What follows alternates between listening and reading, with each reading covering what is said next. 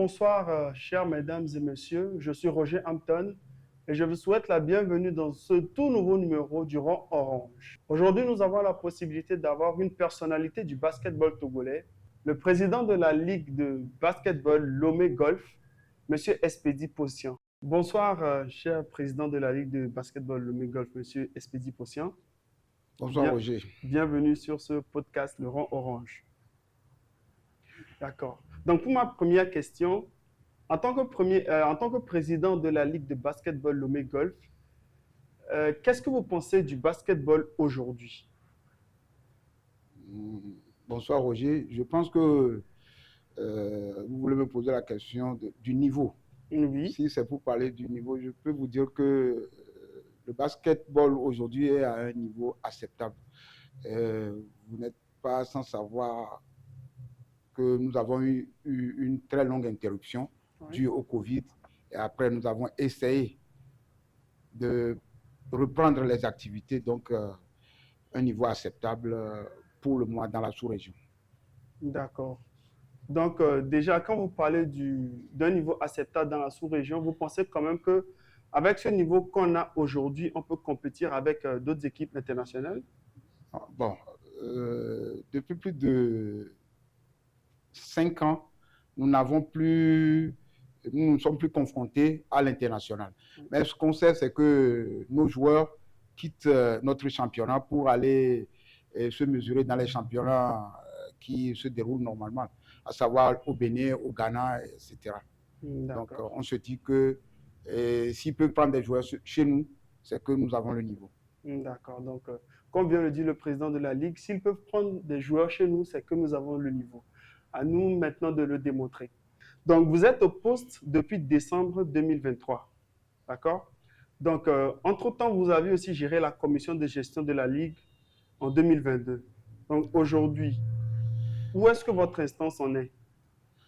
Bon, en sorte, je vais vous faire l'historique comme ça. Oui. Et en 2022, j'ai été sollicité par certains membres, par les membres de la fédération et certains sommités du basket togolais pour conduire ce bureau et reprendre les activités. Oui. Donc, c'est-à-dire que chaque 4 ans, à chaque Jeux olympique, Oui. il faut changer les instances des sports, de tous les sports. Donc, c'est dans ce sens que nous avons laissé l'année 2023 pour pouvoir refaire les élections et se mettre en conformité avec les tests du comité olympique et du ministère.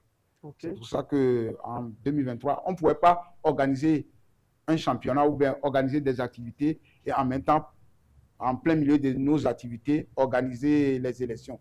Si jamais le bureau changeait, tout ça là, donc on ne savait pas ce que ça a donné. Donc nous sommes donné une année pour rattraper tout ça et continuer. Donc, est-ce qu'aujourd'hui, vous pouvez dire que vous avez pu rattraper ce petit retard-là? On a rattrapé ce petit retard et nous sommes aux normes internationaux à aujourd'hui. Donc, le Togo suit à chaque 4 ans aujourd'hui. Il y aura des changements dans les instances dirigeantes des fédérations et nous sommes aujourd'hui en règle avec le CIO et tout ça. Ah, d'accord. Donc, on peut dire que nous avançons à très bon pas, c'est ça? Nous avançons à petits pas, mais nous avançons. D'accord. Donc, ma nouvelle question est celle-ci. Aujourd'hui, quels sont les défis auxquels vous faites face en tant que nouvelle instance? Je suis content d'avoir cette question. Vous êtes dans le milieu du basket, vous savez ce que c'est. Aujourd'hui, au niveau de la Ligue, c'est très dur. À part notre seul sponsor qui est la fédération, c'est-à-dire l'État, apparemment, la Ligue, le problème de sponsoring se pose vraiment dans le sport. Après ces 3 ans de Covid, plus personne, franchement, plus personne, malgré nos sollicitations, plus personne ne s'approche du sponsorisme dans le sport. Nous profitons pour lancer un appel à tous ces chefs d'entreprise, à tous ces bienfaiteurs qui peuvent aider notre jeunesse, aider nos enfants à évoluer. Le défi majeur, c'est le sponsoring. Après, il y a nos athlètes, la santé de nos athlètes qui nous importe beaucoup. Donc, nous luttons au niveau de la Ligue de Lomé. Nous avons fait de notre cheval de bataille la santé des athlètes, surtout la santé mentale et physique. C'est dans ce sens que nous exigeons que tous les clubs soient assurés, nos joueurs soient assurés et procédons à des tests périodiques de dopage. Bon, je ne vais pas dire de dopage, d'antidrogue dans nos milieux pour assainir ce milieu du sport. Cher Président, j'aimerais savoir quelles sont les actions menées, d'accord, pour pouvoir attirer ces sponsors-là vers la Ligue. Et de deux, quels sont les moyens de communication dont vous disposez aujourd'hui pour pouvoir attirer ces sponsors-là? Bon, les 2 dernières années, nous avons travaillé avec certains médias locaux avec lesquels nous avons noué des partenariats. Mais les résultats n'ont pas été ce que nous escomptons. Cette année, nous nous sommes mis sur les réseaux sociaux. Nous avons même engagé un community manager pour pouvoir diffuser plus les actions de la Ligue. Ok. Mais je pense quand même qu'aujourd'hui, il y a certaines structures de communication à Lomé, pas peut-être les anciennes qu'on connaît, mais de nouvelles structures que vous pourriez quand même approcher. Bon, de toute façon, vous êtes du milieu. Oui. Vos apports seront les bienvenus et nous cherchons même un conseiller en communication. Si vous pouvez nous aider à en trouver, D'accord. Merci. Ok, mais je pense quand même que là maintenant, avec ce qu'il y a comme communication, peut-être les gens n'ont pas forcément cette information-là, à part ceux qui sont dans ce milieu du basket. Parce que si je comprends bien, le but maintenant, c'est d'attirer d'autres personnes vers le basketball. Et si la communication n'est vraiment pas à ce niveau où ça puisse atteindre d'autres personnes, ça sera un petit problème pour la Ligue, je crois bien. Je vous comprends. Et c'est dans ce but que nous savons que nous devons prendre attache avec un communicateur pour travailler dans les règles de l'art. Mais tout se résume toujours au nerf de la guerre. Je ne vais pas vous mentir. Bon, il y a certaines choses qu'on ne sortira pas ici, mais vous êtes bien placé pour savoir. Si aujourd'hui même, on doit appeler des médias sur nos organisations, vous savez qu'il faut quand même que nous déboursons encore.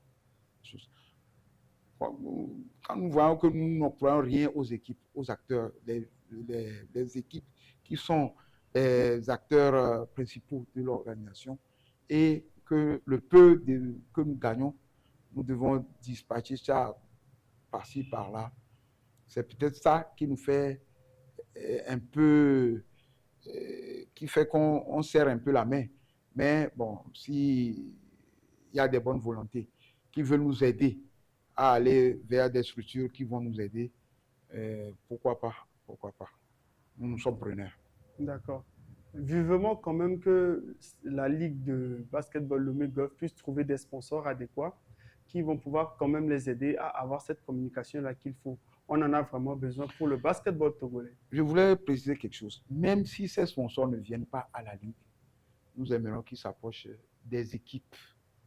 Puisque c'est les acteurs aujourd'hui. C'est eux qui font le basket aujourd'hui. Nous ne faisons que les accompagner. Quand nous entendons les plaintes des présidents de club, des responsables de club, nous avons même du mal à organiser des compétitions. Donc, je pense quand même qu'il est temps de lancer un appel à ces gens qui ont quand même joué le basketball et qui sont peut-être assis financièrement aujourd'hui, ces entreprises-là qui peuvent vraiment nous aider dans ce milieu du basketball. C'est peut-être pas pour cette génération qui est là, mais cette génération qui vient, ça peut être un plus pour eux et les aider à vraiment booster leur carrière. Donc, appel aux bienfaiteurs de pouvoir bien s'approcher de notre ligue, de notre fédération et apporter leur aide aussi à ce basketball togolais. Donc, ma prochaine question est la suivante. D'accord. Après ce tournoi de pré-saison qu'on a organisé il y a de cela quelques week-ends, quelles sont les activités à venir pour cette saison 2025? Nous pourrons dire que nous avons déjà lancé la saison. Oui. La saison de la Ligue Lomé Golf a été déjà lancée depuis un mois. Nous avons déjà commencé par nous approcher du corps arbitral. Oui. On a discuté avec eux. On a essayé de les mettre à niveau. Pas avec des experts internationaux, mais avec nos nationaux. On a fait ce qu'on a pu avec. Nous nous sommes aussi approchés des présidents de club. Oui. Nous avons discuté. Ils nous ont fait part de leurs préoccupations. Et nous aussi, nous avons dit nos objectifs.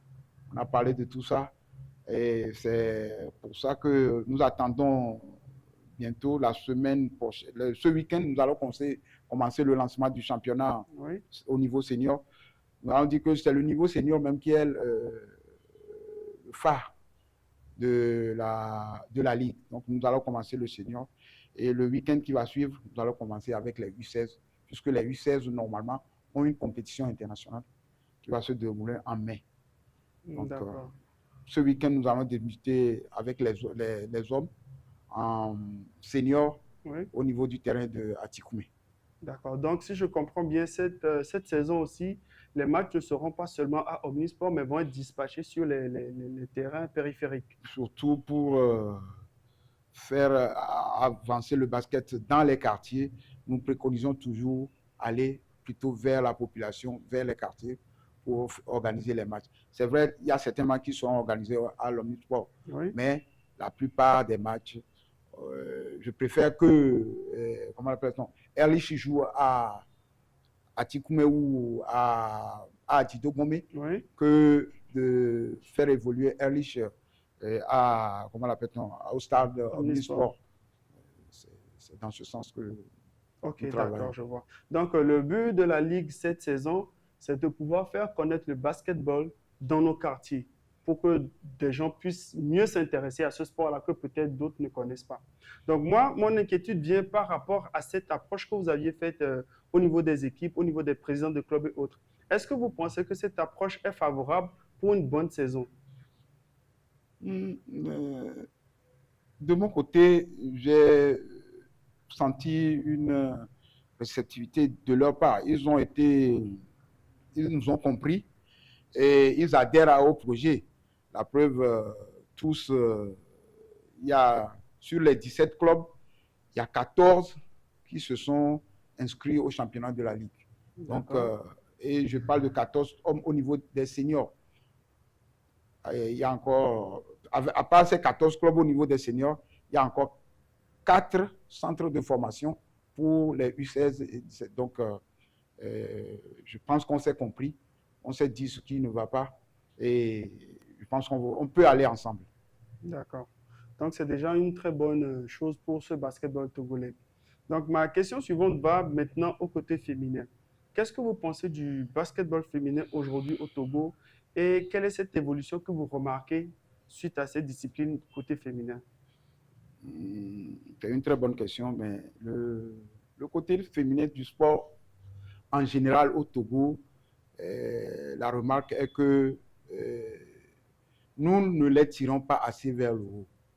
Et la Ligue se met dans cette optique cette année de... Vous savez, je prends toujours comme point de repère l'après-Covid. Oui. À part le centre, je vais parler du centre Swallows et de l'Étoile filante, qui étaient déjà des clubs structurés au niveau féminin. Tous les autres clubs étaient toujours dans ce que je vais appeler, je me cherche, se chercher. Mais aujourd'hui, on est content d'avoir un championnat qui va quand même engager 5 clubs au niveau féminin, avec des niveaux qui sont à peu près des clubs qui s'équivalent à peu près, à part le niveau de Swallows un peu, qui est un peu haut, mais les 4 autres clubs, le niveau est un peu équivalent. La preuve pour ce tournoi de pré-saison, Faba, pour la première fois, a joué une finale. Donc, je profite en même temps pour remercier et encourager les encadreurs et toutes ces bonnes volontés qui se mettent au niveau de nos jeunes filles pour les tirer vers le haut. Donc, c'est pas tout à fait ce qu'on aimerait, mais aujourd'hui, on essaye tous les centres de formation va avoir des équipes féminines. C'est notre politique au niveau de la Ligue. Vous remarquez une nette amélioration au niveau des filles? Une progression nette, mais une progression remarquable au niveau des filles. D'accord. Donc, je pense que c'est quand même un plus pour le basketball féminin au Togo. Et maintenant, je vais toucher un côté un peu personnel. D'accord? Peut-être ceux qui nous suivent ne vous connaissent pas vraiment bien. J'aimerais savoir si vous avez beaucoup joué au basketball. Une question personnelle, réponse personnelle. SPD n'a pas beaucoup joué au basket. Bon, c'est pas comme dans le temps. Oui. Aujourd'hui, je peux dire les joueurs migrent de club en club chaque 2 ans. De notre temps, c'est-à-dire dans les années 90, on était dans un club et on était, je ne vais pas dire, je suis le mot fidèle à ce club. Moi, j'ai fait toute ma carrière au Dynamique togolais, Ah, d'accord. donc le club de l'armée. Oui. J'ai joué junior, senior au Dynamique togolais. Oh, d'accord. Donc, maintenant, est-ce que vous pouvez nous faire une petite comparaison de votre époque et celle-ci? Juste une petite. Comparaison, bon, on peut comparer que deux choses comparables. Je ne sais pas si on peut faire une comparaison, parce que de notre temps, le basket, c'était une question de volonté. Moi, je quittais pratiquement Kejanawe pour venir m'entraîner au niveau du stade Omnisport, derrière l'hôtel Le Béné là-bas, où Tito s'entraînait. Donc, sans, comme on le dit aujourd'hui, prime d'entraînement, prime de ce qu'aucun club ne peut faire aujourd'hui. Vous êtes obligé de payer le transport, au moins un transport. Donc, de notre temps, on le faisait parce qu'il y avait la volonté, il fallait le faire, c'est tout. Aujourd'hui, on comprend nos jeunes enfants, ils ne peuvent plus, on n'est plus dans les autres temps. Mais nos éducateurs, dans le temps, quand même, avaient ce plus qu'ils nous communiquaient, c'était plus l'amour du maillot que l'intérêt personnel. Donc, c'est tout ce que je peux dire. Vous allez voir que tous les anciens aujourd'hui sont complètement affiliés à un club. Quand vous voyez un dirigeant de Modèle aujourd'hui, c'est qu'il a joué que la Modèle. Vous voyez un Gilman de Racine aujourd'hui, il n'a fait tout son temps que... Et c'était convivial, c'était familial. On était tout le temps ensemble. Quand on portait les maillots, c'est fini. Mais après le coup de sifflet final, c'est fini. Tous, on se déplaçait ensemble pour aller dans nos quartiers et vaquer ensemble à nos préoccupations. C'est ça. Ok, d'accord. Donc, nous restons toujours sur ce côté personnel. Est-ce que dans le temps, votre jeu était plus axé physique ou technique ou vous balanciez entre les deux? Non. Le jeu physique est venu après. Notre jeu n'était pas... Il y avait pas... Le jeu n'était pas très physique. Il fallait plutôt être très technique. Et c'est ce que, surtout, nos entraîneurs nous inculquaient. Enfin, le côté technique. C'est après, pour se confronter à l'international, que le côté physique est venu. Parce que c'est ce qu'on avait vu sur le plan international. Techniquement, on avait le niveau, mais physiquement, on se faisait bousculer comme pas possible. C'était ça qu'il fallait ajouter. Et c'est ça que je vois que nos entraîneurs, nos coachs ont ajouté aujourd'hui au basket. Ok. Merci quand même pour cette intervention-là. Maintenant, je pense que le public attend notamment cette partie que l'on aime tant, qui est le bruit de couloir. Et avant de venir sur cette question-là, je rappelle que le bruit de couloir, c'est une manière de pouvoir enlever le doute qu'il y a sur les rumeurs qui coulent. D'accord? Donc aujourd'hui, le public du Ballon Orange est en même temps mitigé par votre appartenance à un club. C'est-à-dire, il y en a qui pensent que vous êtes côté Dito et d'autres qui pensent que vous êtes Swallows. Donc, qu'est-ce que vous avez à dire par rapport à cela?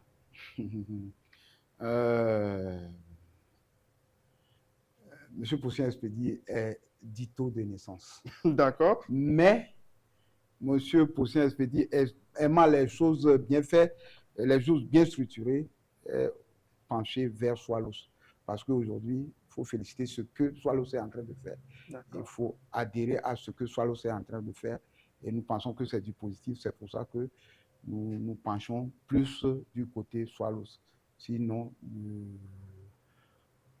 le président de la Ligue est pour tous les clubs, mais un petit penchant pour Dito, le D'accord. club de cœur. J'espère quand même que vous avez votre réponse. J'espère quand même que le doute est maintenant levé. Ceux qui se posaient la question si le président de la Ligue de basketball Lobé Golf était plus Swallows que Dito, maintenant vous le savez.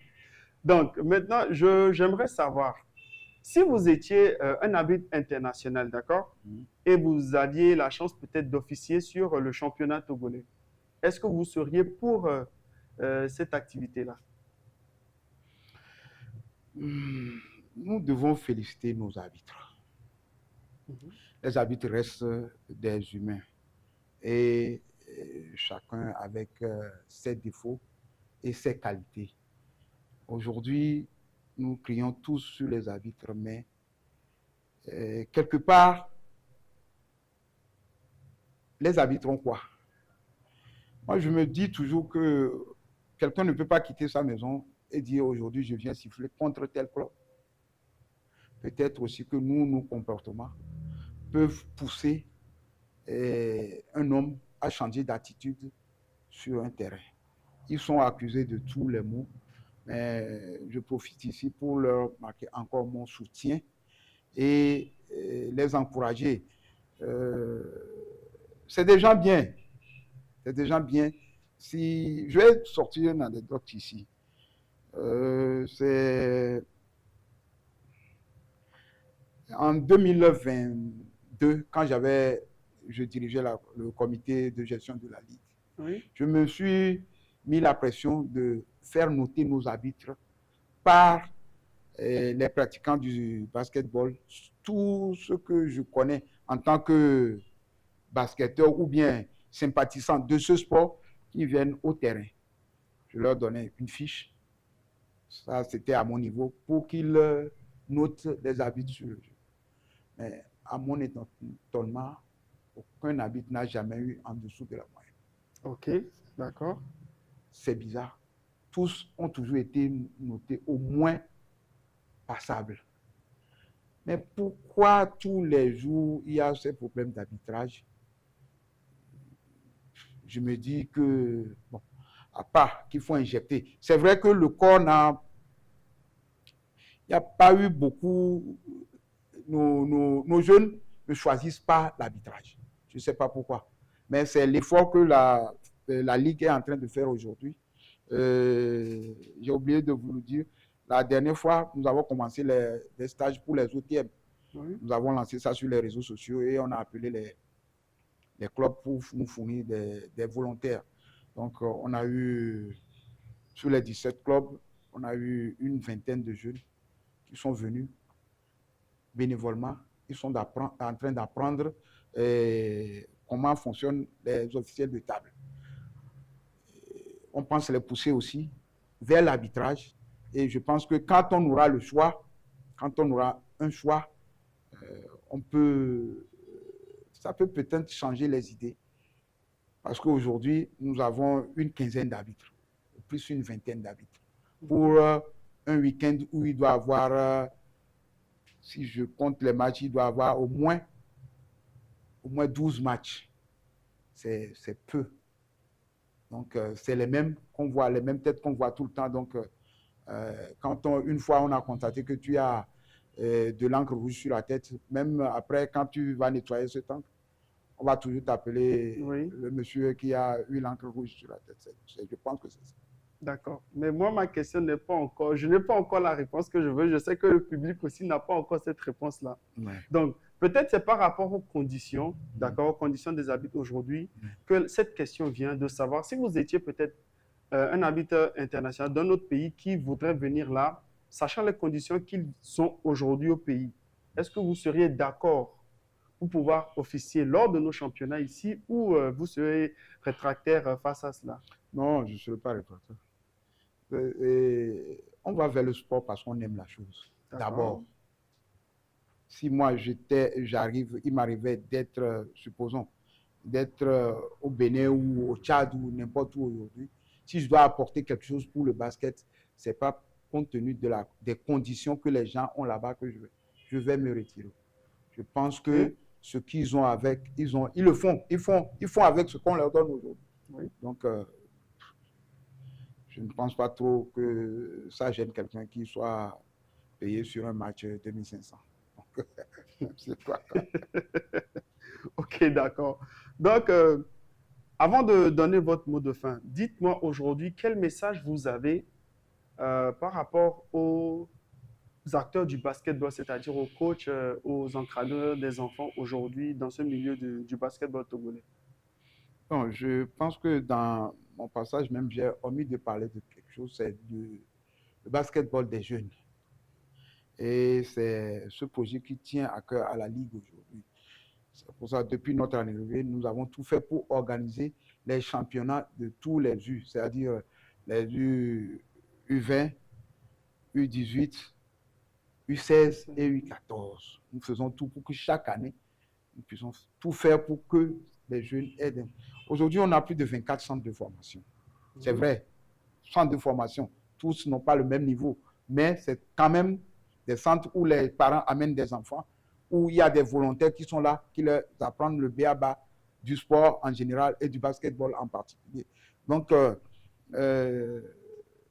moi, c'est plutôt mettre l'accent sur ces enfants qui, dans 5-10 ans, quand il y aura des sponsors, nous donnerons le meilleur pour notre équipe au Togo. C'est tout. C'est mettre l'accent sur le basketball des jeunes. Et au-delà de ça, en particulier aussi les jeunes filles. La condition des jeunes filles sur les terrains, c'est surtout ça. C'est de ça que je vais parler. D'accord, si je comprends bien, je dirais que selon ce que vous venez de dire, le regard doit être vraiment tourné sur les enfants, les garçons comme les filles, pour pouvoir assurer un bon lendemain, c'est ça? Oui, le regard doit être tourné sur les jeunes filles, sur les enfants et en particulier, plus particulièrement les jeunes filles. Les jeunes filles. D'accord. Donc, est-ce qu'aujourd'hui, la Ligue peut se permettre d'avoir un accompagnement pour ces centres de formation-là?